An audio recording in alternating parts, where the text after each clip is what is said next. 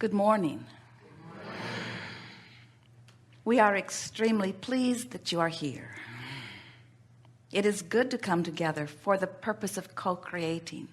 Do you agree? Yes. Co-creating at its best, yes?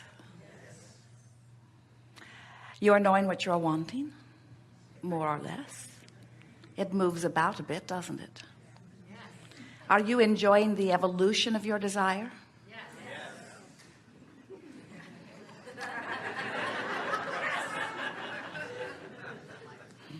Why is it that we do not believe you? In other words, when you want something and you see a means to achieve it, then that desire is thrilling to you. But we've noticed when you want something, or even more when you have wanted it for a while and it has not yet shown its pretty face to you, and you can't figure out how it's going to come, those desires, you are not really so eager to say, yes, my desire is thrilling me. And then it always is fun for us to torture you further still when we say, those unfulfilled desires are pleasing to you, because when you focus upon the fact that they have not yet come into manifestation, you feel the lack of them or the absence of them. When you want something and you can't see it in your life and you can't see any way of it coming into your life, that path has not shown up for you. To have someone say, and you like that, we know it's got to feel like we're mocking you. But the reason that we keep doing that to you is because we want for you something that we have come to understand long ago. And that is, when you understand that you're not ever going to get it done, and there are always going to be things that you have recently decided that you would like that have not yet found their way into your experience. And when you understand the laws of the universe, and when you understand that you are a vibrational emitter, and that the vibration that you radiate is responded to by law of attraction, and that you are in control not only of what comes to you, but when it comes to you. When you begin to understand these things, then you are free and loose and easy and happy and satisfied in that crack between having defined that you want something and having it come to you, because you then understand that life is about that becoming. Life is about that becoming. It is not about the manifestation having already been achieved. There will always be manifestations coming to you, but they are only the platform from which you will launch another and another and another and another. And if you're unhappy at all for any reason in the not yet fulfilled part of a desire, then you cannot ever really truly be happy, because there's always going to be something unfulfilled. You see that in yourself, and it's more easy to see with others when you see so much wonderful life that you are living, and yet you find yourself complaining about this last thing that you're really wanting. And people who are watching you sometimes, who cannot feel the contradiction in your vibration, which is responsible for your negative emotion, look at you and say, oh, you're just a selfish bugger. You never get enough. Your mother said that to you sometimes, didn't she? Is there no end to what you want? Are you never satisfied? As if the answer should be yes. And the answer should not be yes. Tell that to your mother as soon as you see her. No, mother, I am not satisfied. I will never be in a place where I will say, there, no more wanting for me. And you can back that up if you want to by saying to her, the entire universe is established to keep those of us out here on the leading edge still reaching for more. That's what puts the eternalness in eternity. In other words, this contrasting environment in which you are focused will always give birth to another new desire. And what we wish for you is that you'll stop freaking out in the interim. that in that crack between having launched a desire and having closed the vibrational gap enough that it can manifest, that in that crack you are enjoying the journey, that you are understanding that it is molding the clay. Can you imagine an artist in front of her canvas, just ornery as she can be because it's not finished yet? How are you doing? Oh, terrible, it's not finished. Well, how long does it usually take you to paint something like this? Months.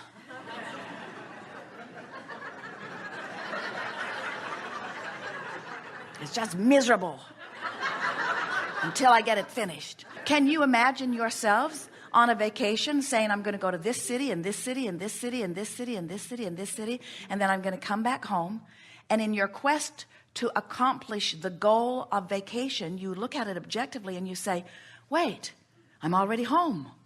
Why go? Vacation achieved. I can check it off my things to do today list. No point in putting myself through all that trouble of going to all of those places when I'm just going to end up back home. And we say, how did you get so ended oriented? How did you get so I must have the manifestation? When did you lose your zest for the joy of the journey? We can tell you when you lost it. You lost it in the moment that you were focused upon something that you wanted from an attitude that you could not have it. You lost your zest for the joyous journey when the journey was one vibration and the drum you were beating was another, because that's a miserable state of being. We don't blame you for not wanting to shout yes at that, but that's not what we're asking you. We're not saying, friends, has contrast caused you to launch rockets of desire? And do you have a clear vision of what it is you want? And you say yes. And then the next question we never ask is, and are you constantly observing where you now stand in relationship to it and noting how far away your destination is? That's not what we're asking. We're saying, have you launched rockets of desire through the contrast that you're living? And you say, oh boy, have I. And we say, and do you know that you have filled your vibrational escrow full of all kinds of wonderful things that are in the process of becoming for you? And you say, oh yes, that is life-giving. And then we say, and are you learning how to focus upon what is becoming? Are you making the best of things? Are you playing the positive what-if game? Are you looking for positive aspects? Are you notice the things that are working in your life? Are you filled with anticipation about the wonderful unfolding of this?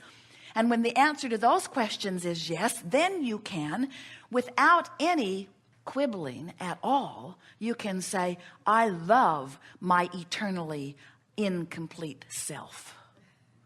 I love my incomplete self because it is so fun to paint the picture.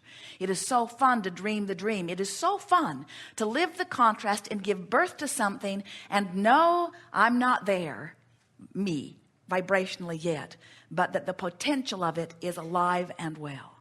And it is so much fun then to do my work, which is to bring myself up to speed with what I've given birth to. And when I am believing my dream, I'm in joyful anticipation of it. And every piece of evidence that the universe gives me is thrilling to me because I know I'm on my path. We want to tell you this story from our point of view because we want you to understand who you are in the big picture as well as who you are in your picture. And in telling you this story, it is our desire that you will understand that it is all one in the same picture. And you are playing more parts in this picture than we think you have been understanding or giving yourself credit. So here's how it goes. You were, before you came into these magnificent bodies, non-physical energy, consciousness, God source, whatever you want to give the label, you are eternal consciousness. And from that non-physical point of view, you said, I want to go forth into the leading edge, time-space reality called planet Earth. And I want to enjoy the contrast which I know will give birth to constant new desires and preferences for me. And I love the idea of doing that, you said. We remember, and we told you we would remind you. I know I will enjoy doing that because in the birthing of that desire, the natural processes of the universe will come to play.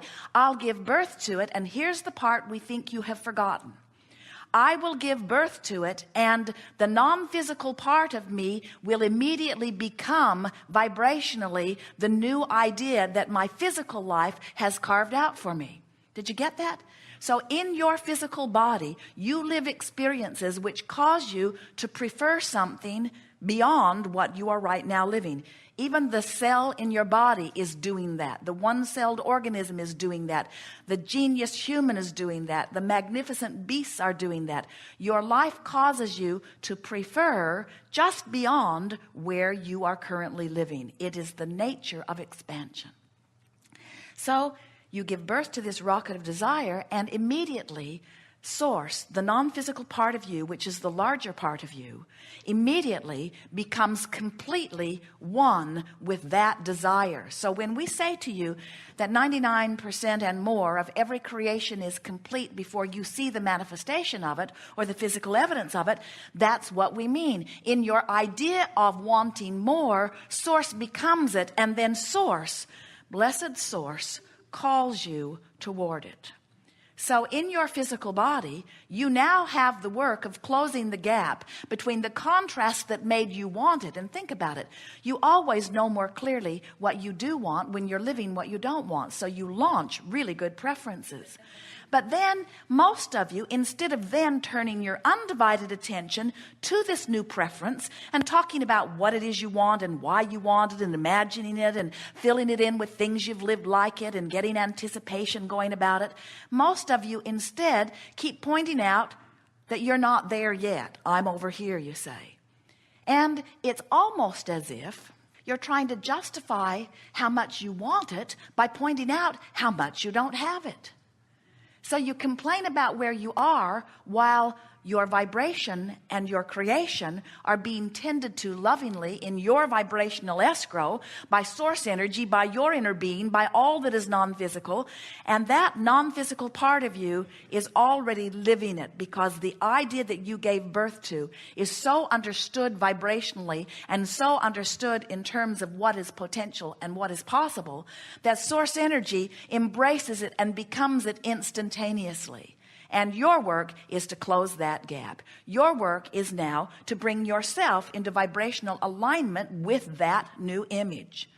Now, the reason that we speak it to you in such clear terms is because we are wanting you then to understand that Source, who has already become this idea that you have launched, is calling you toward it. The question that this seminar is approaching is, can you hear the call?